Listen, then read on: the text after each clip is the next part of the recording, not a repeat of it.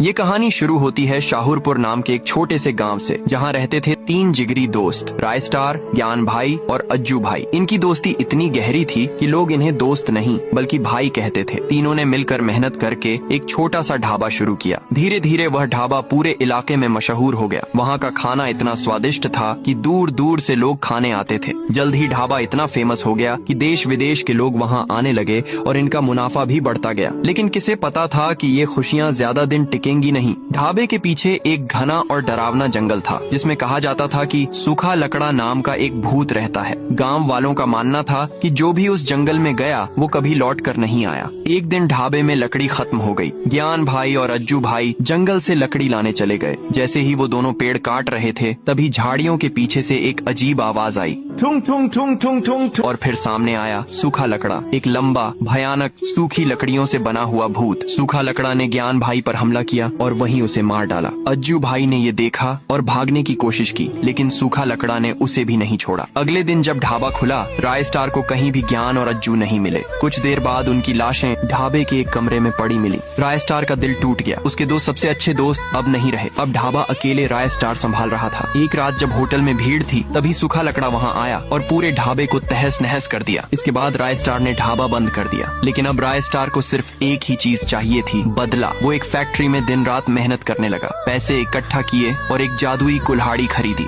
जिसके बारे में कहा जाता था कि इससे अब तक कोई भी भूत जिंदा नहीं बचा। रायस्टार उस खौफनाक जंगल में गया, जहाँ उसे जगह जगह मरी हुई लाशें दिखीं, लेकिन उसने डर को खुद पर हावी नहीं होने दिया। रायस्टार चिल्लाया, सूखा लकड़ा, अगर हिम्मत है तो सामने आ। तभी की आवाज ठुंग ठुंग ठुंग ठुंग ठुंग ठुंग ठुंग ठुंग आवाज गूंजी और सामने आया वही भूत, लंबा, डरावना, सूखी लकड़ियों से बना हुआ। रायस्टार ने कहा, तूने मेरे भाइयों को मारा, अब तेरा अंत तय है। दोनों के बीच भयानक युद्ध हुआ। अंत में रायस्टार ने जादुई कुल्हाड़ी से सूखा लकड़ा को काट डाला। इसके बाद रायस्टार अपने ढाबे में लौटा। ढाबा फिर से खुला। पहले से भी ज्यादा लोग आने लगे। सब कुछ फिर से ठीक